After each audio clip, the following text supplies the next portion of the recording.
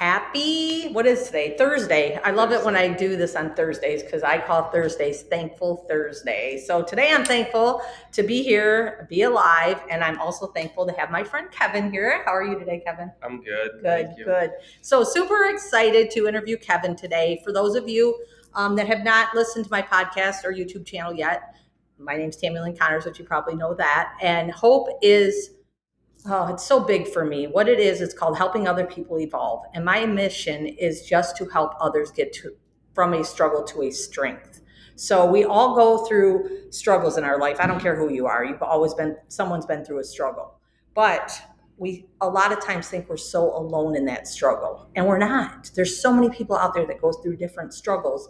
And if we are out here and we have a struggle and we get to a strength, it is kind of, I feel like, our duty to share it with other people so that somebody that's sitting at home right now that doesn't want to get off their couch, somebody that's living on the streets, somebody that is destitute and doesn't know what to do with life might hear my story or Kevin's story or another story that we share and be like, oh my gosh, if they did it, I can do it. So that's what this is all about.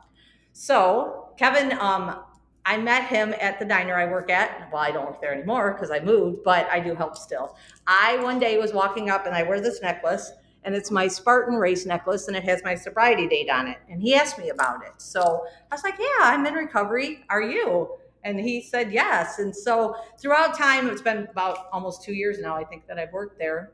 We became friends more. And I asked him if he would ever share his story with me, and he said yes. And I've never heard his story, so I'm super excited to hear his story because I know it was a struggle story, but you're at such a positive place in your life now. I know he just got married and went to Hawaii, and I'm sure that was a true blessing, right? It was. We were just sitting here chatting too about, even though we get to do those things, keeping ourselves humble through it all. Yep. So I'm going to just zip it because I'm going to talk a lot, and I'm going to let you go ahead and share with us if you would. So you want me to start from You start where you think is the best part for you to start. Maybe you start with your struggle that got you to a strength, or maybe now and then where you were at before. Yeah, I guess I'll just share a general story of kind of what it was like, what happened, and what it's like now. I grew up in Toledo. I was born here, raised here, west part of Toledo. I went to school I went to a Catholic school for grade school, then I went to a Catholic school for high school. So I've been in the Catholic scene my whole life. I'm like, my whole family's Polish Roman Catholic, so they're all, I get that. Yeah, they're still heavily in the church, but um, just to give you a little bit of background on where I'm from. Also, I was primarily raised by my grandparents because both my dad and my mom, they both struggled with substances. So I ended up in my grandparents' care for probably the most influential times of my life. But I would say probably the first sign of me having some sort of like addiction or dependency, came in the form of smoking weed and drinking, and that was when I was like 13. I can relate. Yeah, Relate for sure.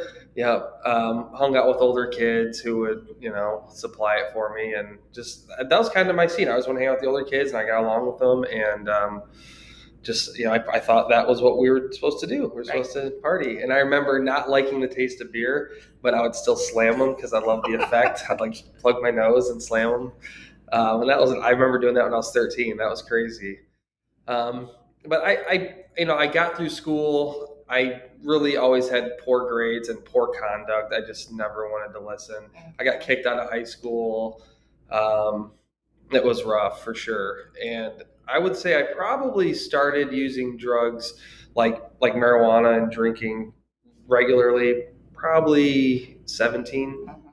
So, and then I remember quickly it stopped turning into like we'll do it on the weekends thing, and then we'll just kind of do it as often as possible. Right. So college, I did go to college for about 62 days. Oh. Well, yeah. Well, it interfered with my partying. Right, exactly. So, I get that too. Boy. I was faced with the decision to, party because I figured out my school books, which I didn't even pay for. My grandma did. were costly, and I could actually sell them. They had a high resale price, so yeah. I was like, I could just call it quits, sell my books, and just never come back. And that made sense at the time, so that's what I did. And ironically, I met my wife at that time, which was about 2009, 2010. She come from Clyde, Ohio, to go to the University of Toledo. Okay.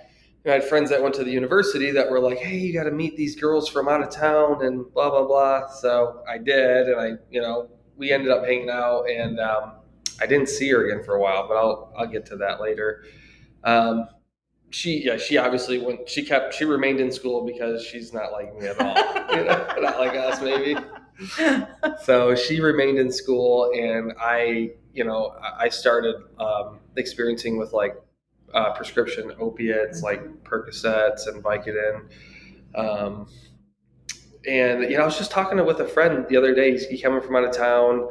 We had a buddy's wedding from high school, and he was just asking me like, "Well, where did it go wrong?" Because he's always remained my friend, and it's really cool to have friends like that. Yes. Through everything that you go through, and they're still willing to keep in contact and give you a second chance, even if you've been a piece of shit to them. Yeah.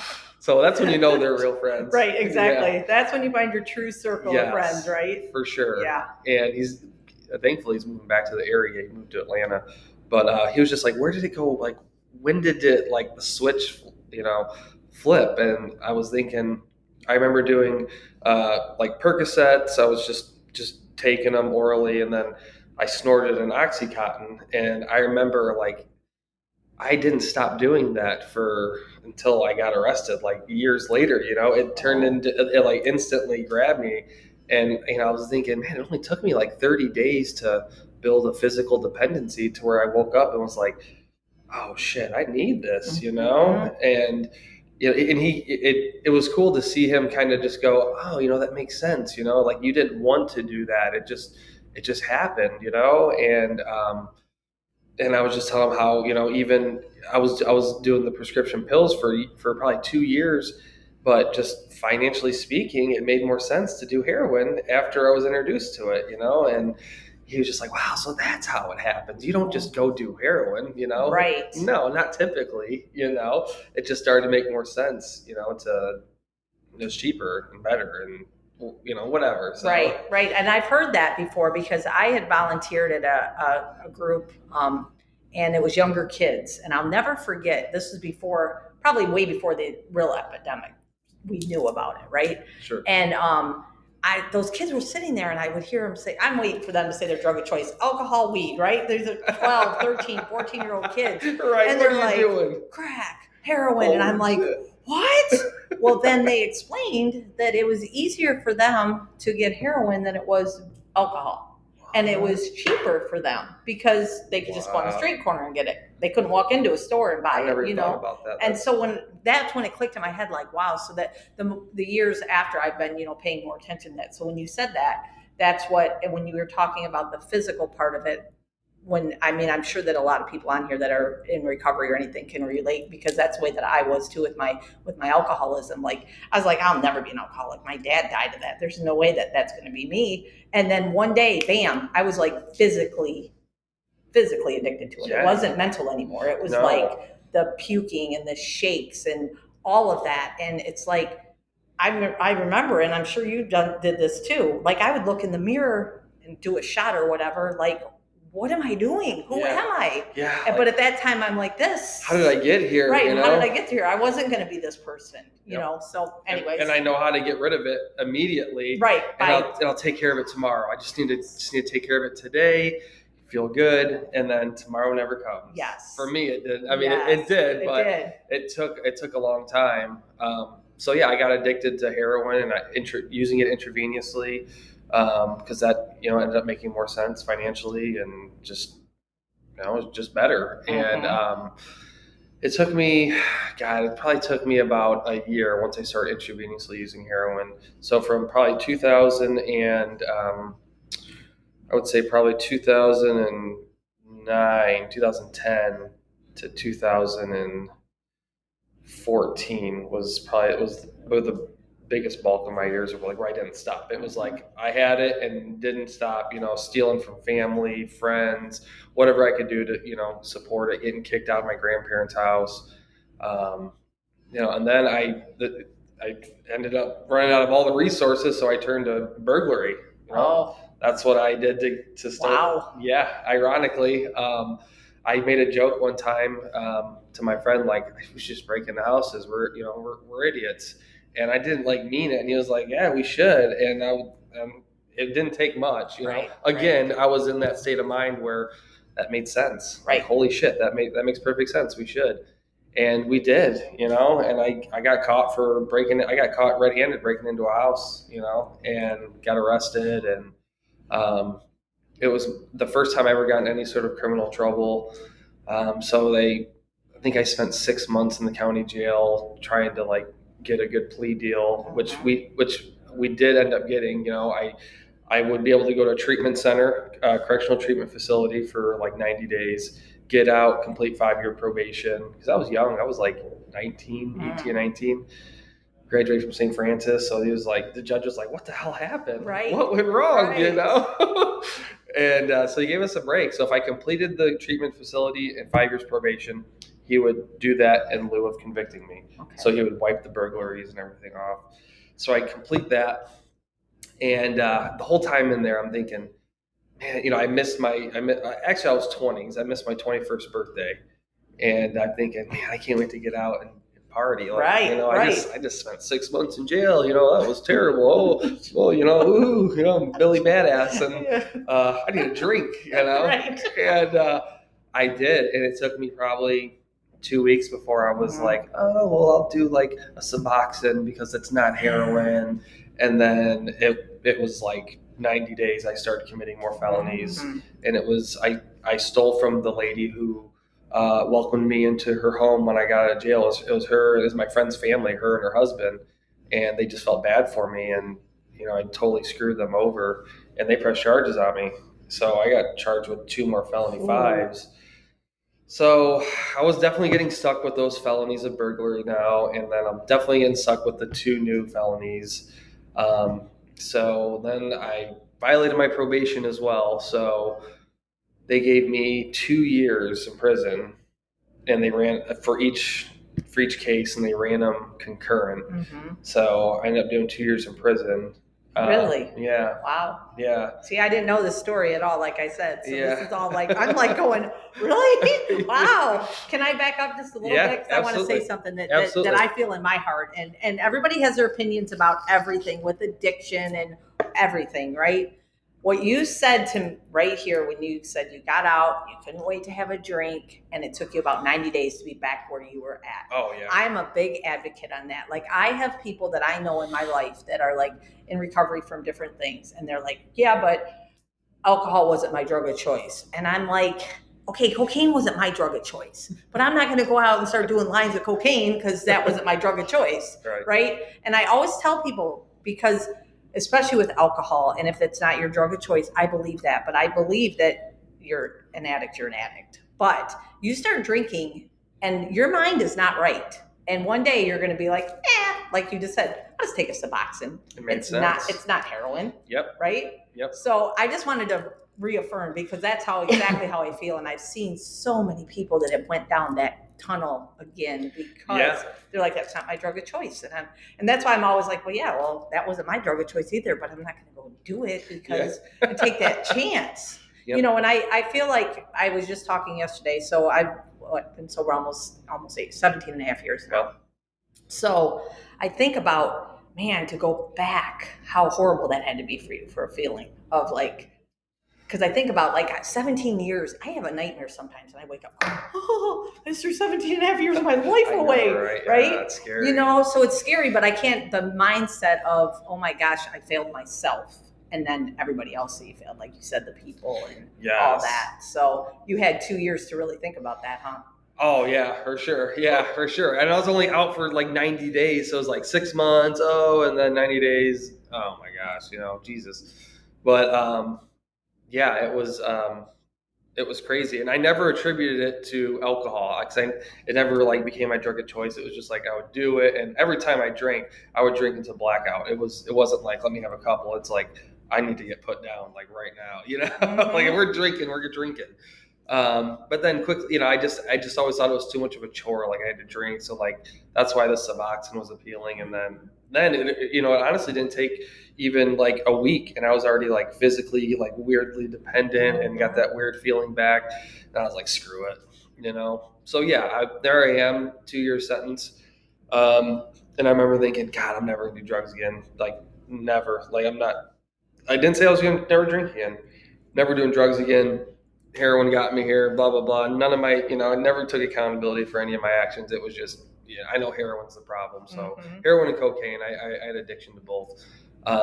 So those are the issues. So I did get out. I got out of prison. I filed for what's called transitional control. So once you do 80% of your time, it ended up being like 18 months. They would let you do the remainder of your 6 months in a halfway house. Okay. So they granted me that because in prison I didn't get in any trouble. I just wanted to get out. Right. Right. So I got out to the halfway house, and that's when K2 was really big. Oh yeah. And everybody was smoking K2 in the halfway house, so it didn't show up in a drug test. And I lasted 2 days. I remember getting out going, I'm not smoking. I didn't smoke or do nothing when I was in prison.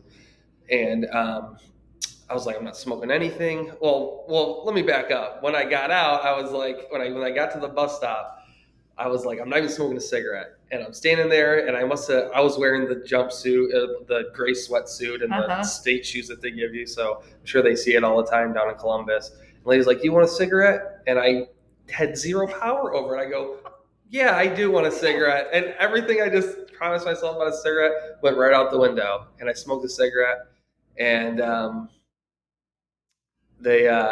the K2 thing, I got into the halfway house and everyone's smoking K2, and I'm like, I'm not smoking the K2. I'm done. And it took me 2 days, and I was like, let me see what the K2 is about. And it was maybe a month. I was in the halfway house for 90 days. Maybe a month and a half, I was already shooting heroin intravenously. Oh my goodness. Yeah. It was just like boom.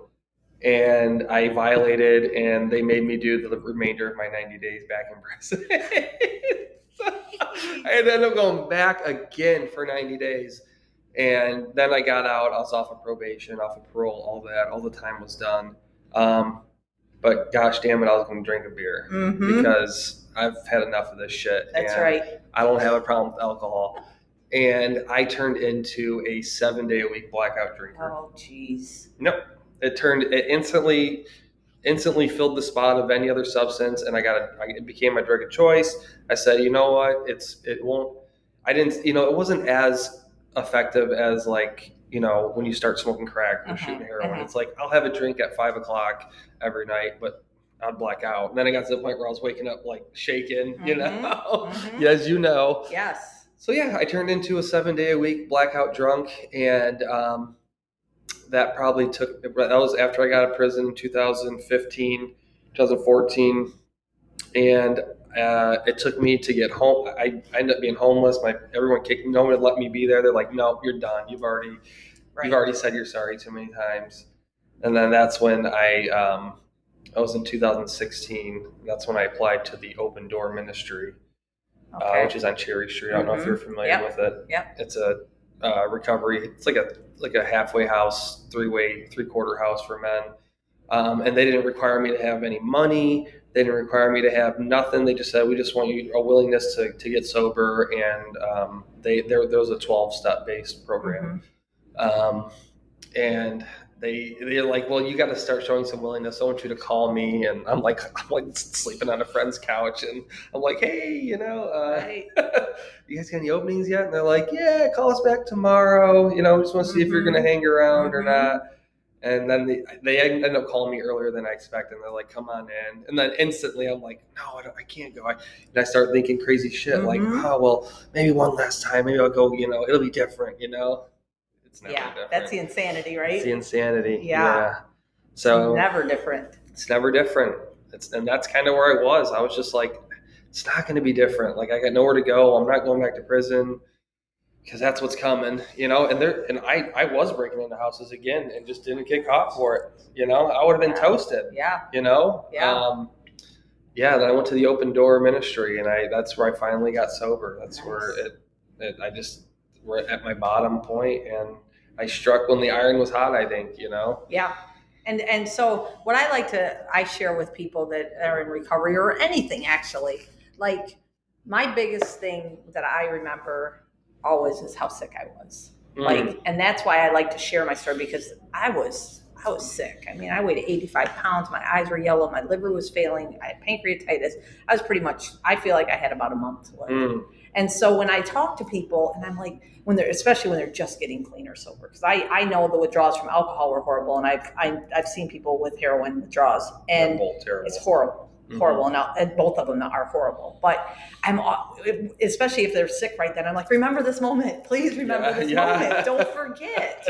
Because it's so easy to forget. Like you said, I mean, look what you went through. And then you're like, even thinking before you go to open door, well, maybe I'll just try to drink or drug again, and it might be different. One last one. Right. And that's why it says in the big book too, insanity or death are what happens, and it's really true. Yep. It's a sad thing, but it's the facts. So I need to ask you, because we've talked about all of this, and you met your wife in 2000. What'd you say? 9. Yes. And somehow through all of this, she stayed became whatever and is your wife now. That is like incredible to me. So she actually, in 2009 when we met, that's like when I just started like kind of dabbling into like opiates and just party still, just like in the party mode still, not physically dependent or nothing. So she seemed like that side of me. And when I met her again in 2000, I think it was 2015, she met me about 6 months before I got sober. Oh. Yeah, so she met the part of me where I thought I wasn't an alcoholic, but I was drinking 7 days a week. And she liked wine, and she jokes about it now, about our first date, how she didn't see the red flags when I had 2 bottles of wine. She's like, I thought it was perfectly normal. And then you wanted to grab a bottle on the way home. I was like, that's normal. Yeah, and she was like, you also filled your wine glass up to the top. She's like, we don't do that. No. I was like, I don't know. Yeah. So she went through that, and then that's when I relapsed on heroin. Not too long, and then that's when I became like homeless, and she was just like, no, like her parents and everything were like, stay away, and I think that all helped me at the time. Just like, God, nobody wants nothing to do with me, like, and I know what one more gets me, even though I want to do one more, but let's just give this recovery thing a shot. And because I never honestly, like, I've been to AA meetings and always just like, this is bullshit, blah, blah, blah. I know better. And that's when I honestly, at that time, was just like, I don't know what the fuck to do. Tell me what to do and I'll do it. Right. And the director there was just like, call this dude and do what he says and shut the fuck up. Right. And I was just like, yes. Okay. Okay. That's what I'll do. Nothing else has worked. Well, no, I was still, I know. And he was just like, well, if you know, what the fuck you doing here? Right. So that's when I just started saying, okay. Right. That's when we really truly learn humbleness, isn't it? Oh my gosh, yes. Like, really, we have to, I've been hearing this word all week, ego. We really got our egos get in our way in so many things. And everybody has it, right? Yep. It's just, we have to learn. And the humbleness, I think, I have been so humbled in the last, 17 years, but in the last 5 to 6 years, just different things that I've got going on in my life. And I'm like, nope, I will always stay humble, because I know where I was at, and I know what it can be. It's all about the perspective. It really is. If you can recognize it, I think that's just the key, is to like, okay, I'm still the same person. Right. I'm still in there. Right. Yeah, exactly. So I know that, you just got married. Got married July 10th. Well, I was going to say 2 or 3 weeks ago, but it's been almost a month. Yeah, almost a month. Isn't that crazy how quick that goes? Yeah. And then you guys went to Hawaii. Mm-hmm. Would you have ever thought 5 years ago that that's what you were going to be doing? No. There's so many people that like I haven't seen. Like we just went to a buddy's wedding over the weekend. That was, everybody came from out of town. It was high school, and people were just like, geez, Like I thought you'd be dead. Right. Yeah. And that's usually that's the only time I think about it, but that's like usually the major time I think about it when people are like, oh wow, and I'm like, God, that's right. Like I was homeless like 5 years ago. Right. You know? Right. And you've been sober. When was your sober March date? 28th, 2016. Okay, awesome. Yep. Yeah, that's awesome. I got sober in March too. Good month. It's a good month to get sober. I came from an Irish Catholic family. Oh, okay, so similar. Similar for sure. And heavy drinking. Oh yeah. Catholic. Yeah. Yeah. The playing poker, bringing in beer at the table. All that when you can't even see over the table. Yep. But I got sober a week before, 8 days before St. Patrick's Day. Oh, that's when you know you're like, you're done. if you're Irish Catholic and you get sober right before St. Patty's Day. So like I say, on here, I appreciate you coming and sharing your story with us. It's awesome. And like I said, I didn't even really know his story. I just knew he was sober, and I knew that you do real estate, right? I'm a real estate agent. Real estate agent. Yep. Ironically, I was breaking into houses. I had to go through a lot of hoops to get my real estate license, but I got it. And I like to share that too, because there was a time where, because I got a job for Key Realty. And I wanted to be a real estate agent, but I always told myself, and it was always the fear. It was like, they'll never let me. I fucked my life up. All the shit that you hear when you're a convicted felon. You'll never get a job.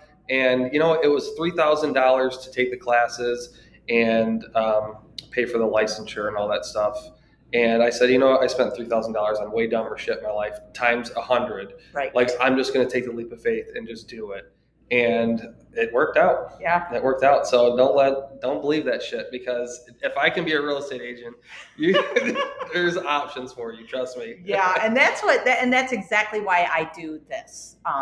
Like I said, I was telling him earlier, that God put this hope into my heart, helping other people evolve. The word evolve he gave me 100%. I tried to fight it, but it was there. But it's just this. It's these stories of, you don't know, right? You would look at Kevin and be like, yeah, okay, whatever, yeah, right?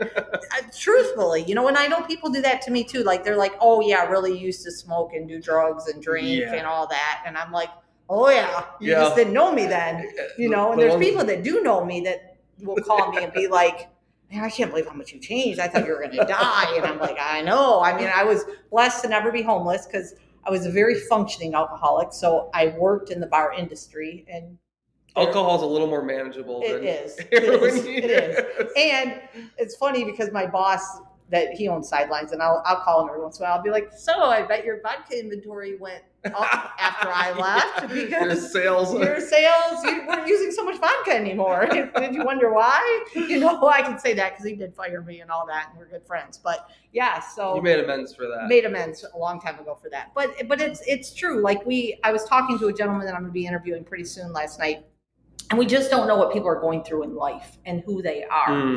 And so that's why I say that, I want this podcast to just go all over the world, just so people can know that, yeah, here's a convicted felon that was living on the streets, homeless, who is now a real estate agent, who's recently married, who went to Hawaii, but he's still humble about it, right? He's here sharing his story with all of us in hopes that maybe one person out there will hear the story and be like, oh my gosh, Kevin did it. I can do it. Tammy did it, I can do it. Juan did it, I can do it. And, I focused on this with not just addiction, and that's why I've interviewed other people too, because we don't know what somebody's struggle is. And it could be somebody struggling at home with something else, but like, oh wait, maybe it's a food addiction or something, and be like, could be anything. I'm going to change my mindset and not be like, I'm not going to smoke a cigarette and then smoke a cigarette. That's just funny to me because I get it. Believe me, I get it. I do it still to this day. But I earnestly meant it. I'm not going to eat that chocolate bar. And then I'm like, oh, okay. Yeah, and you mean it too. That's the thing. Right. Food. That's a whole other thing. Right. But that's so my anyways, new drug of choice. Yeah, there you go. Well, you don't look like it, so you're good. Just keep working out. It'll be fine. No. So anyways, I just want to thank you so much for coming here today and doing this with me. And thanks for asking. And I'm sure, every one of my podcasts, I always say down the road, I'm sure we will talk again, because I feel like there's other things too. Just the story is the start of it. But then, how you get through life now, because it's not an easy task. I mean, we don't just wake up in the morning going, yep, I'm drug free, I'm alcohol free, I'm just going to go live life and it's all good, because we still have struggles that we go through. But now we know how to manage those a little bit better. So Yeah. thank you so much. I'm going to go ahead. Thank you. This.